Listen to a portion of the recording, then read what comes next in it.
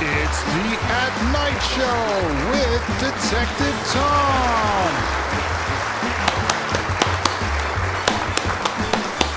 Welcome, everybody. Lots of things happening in the world of music. Did you hear this? Did you see this? This guy named Conway Twitty singing country music. They hand out birdseed to feed him during his concerts.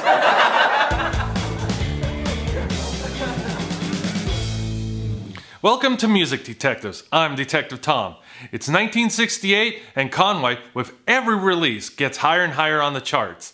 And the album, well, it's also filled with country music history to unlock and explore. So let's get right to it. And now, a Music Detective song story. In this song story, we focus on both the song, The Image of Me, and the songwriter, Wayne Kemp. Kemp got his first break in 1965 when a friend passed the demo to George Jones. Jones liked two of the songs, Love Bug and I Made Her That Way, which he recorded. With this growing success, tragedy struck. In 1967, Wayne and his band members were involved in a fatal 4-car chain of accidents. Wayne, 27 at the time, was driving a car loaned to them. They were traveling back to their motel after finishing their set at a club. While headed back, they came upon a train crossing and stopped to allow the train to pass. A drunk driver in a speeding car crashed into the rear of their vehicle. The two cars were engulfed in flames. Sadly, James Haskins, 29, was killed at the scene. Odie Dowie, 33, would make it to the hospital in critical condition, but sadly would pass away from the burns all over his entire body. Wayne, too, would be rushed to the hospital in serious condition, with burns to his hands, feet, face, and neck. 3 months after leaving the hospital, doctors told him he would never play the guitar again.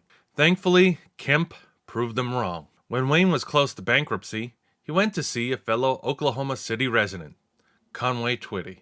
Kemp offered to sell Conway a song called The Image of Me for $500 in an effort to make some quick cash.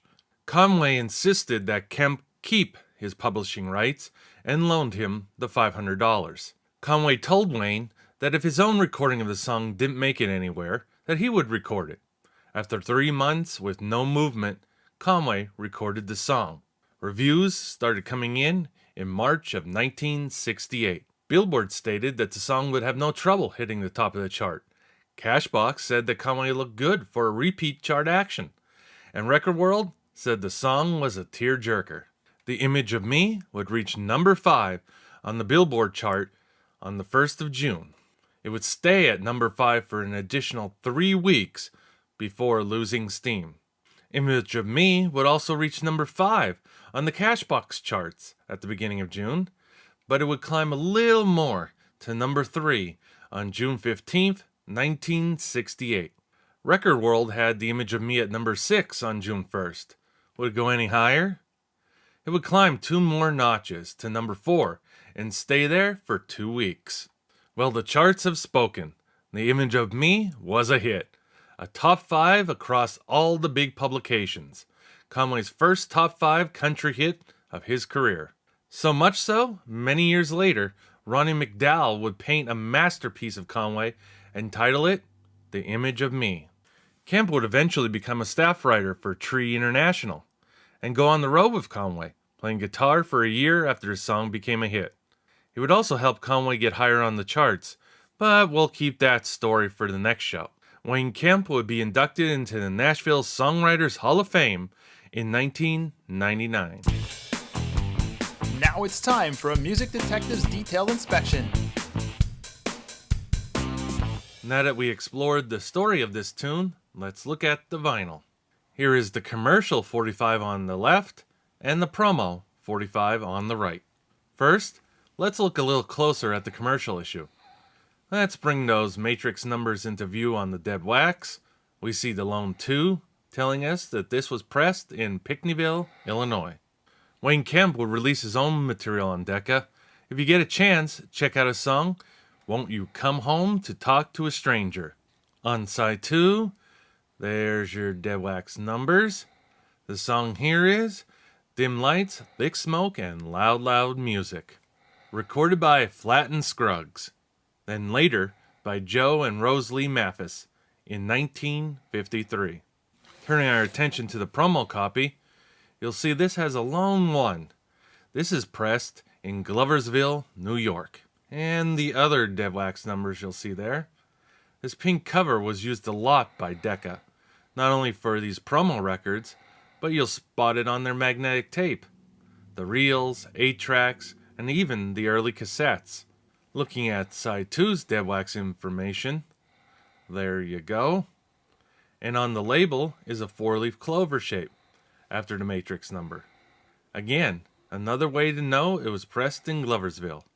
First, we'll take a look at the mono cover of Here's Conway Twitty and His Lonely Blue Boys. Yes, the name of his band, named after his early rock and roll hit. Looks like a good spot for a Conway Twitty fan quiz. What was the original title for Lonely Blue Boy? You remember? If you watched episode 6, you should know.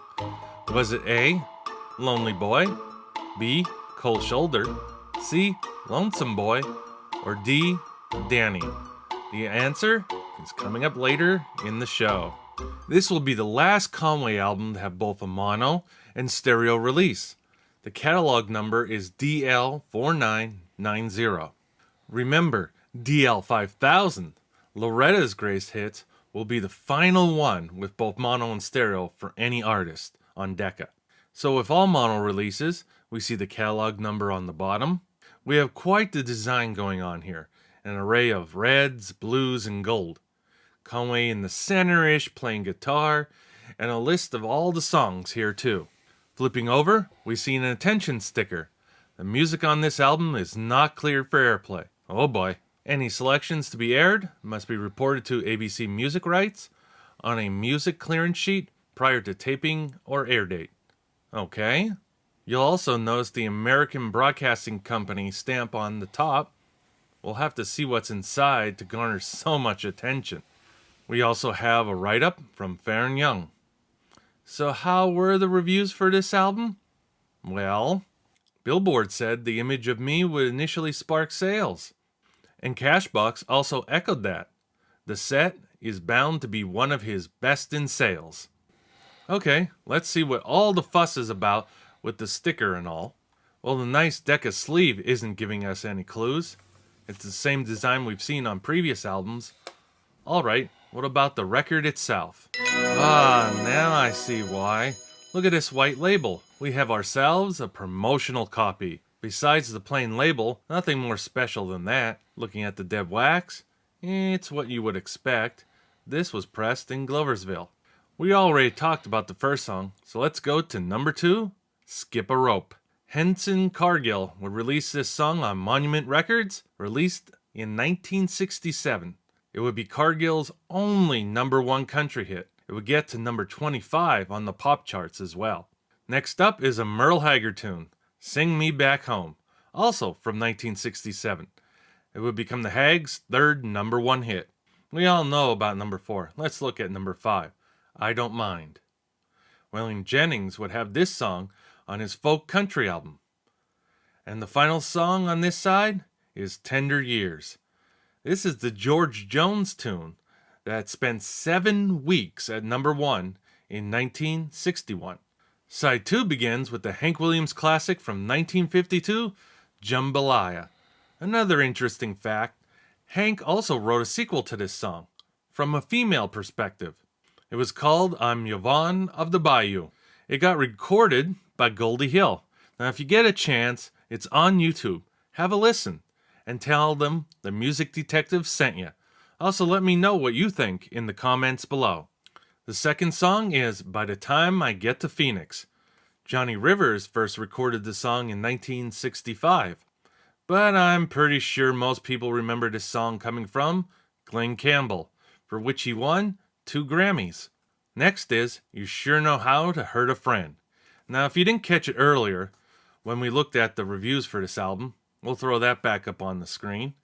Billboard called this the best song on the album. Let me know in the comments below if you agree with Billboard's assessment. Song 4 is Sensitive Heart, written by singer-songwriter Billy Swan. Billy, he's best known for a tune called I Can Help from 1974. Finishing up, we got Take Me As I Am or Let Me Go. This song sure made the rounds, but it was little Jimmy Dickens who first recorded it in 1954. Taking a quick look at the stereo version, as expected, Conway and the artwork are all shifted down to make room for the new catalog number at the top and the stereo wording. Also, take a look at the dark block under Conway. Now that looks black to me. How about you? On the mono, it looks to be a navy blue. Am I colorblind? Let me know in the comments below. Nothing too exciting on the back of this one. No big sticker to get our attention. And we have the list of songs in Conway's previous albums like on the mono. Looking at the stereo record, let's light up the dead wax for you. This being the commercially available version, it's in color and the stereophonic on top. Putting some light on side 2's dead wax. Also notice the circle with a dot after the matrix number on the label. This is a Gloversville pressing. Okay now, time for a surprise showing. Grab your passports, it's time to go international. We go over the pond and land in Great Britain. God save the Queen. We got a lot to unpack here. First, the only thing from the US version here is Conway's picture. Also, the guitar symbol in the upper corner. C&W Series number 6. And instead of Decca, the international record companies used the parent company, MCA. So they replaced Decca inside the arrow with MCA. On the back, they don't advertise the previous Conway albums, but other albums in the C&W series. We got the Conway Twitty fan club address in England, and the MCA Records Limited in London. They still have Farron Young's write-up, and up in the top corner, MUPS 342, the catalog number. Let's look at what I think is the crown jewels of this album, the label. I love the design, the colors, the layout. It seems packed with information. Just really, really nice. We also have a couple markings on the dead wax, the matrix number, what appears to be a JT, then a couple of overlapping C's, then number 1 on the other part here. Side 2 is also just as fun. Number 1, matrix number, looks like a letter U, and then another JT. A little more on this slug. JT is the tax rate to be paid on the record, or purchase tax code in the UK. Records were considered luxury items, so you gotta pay more, right? Beyond the tax code meaning, this code is a good way to determine when the record was pressed. JT was introduced on November 23rd, 1968, and it would be the last code, as these codes would be replaced in 1973 by the VAT, or value added tax. So how about we finish up with our quiz, eh? What was the original title for Lonely Blue Boy? The answer was D, Danny. Check out episode 6 to learn all about Lonely Blue Boy. That's it for this episode. If you haven't done so, subscribe. Also check us out on Instagram and Twitter. Just search for Music Detectives Show.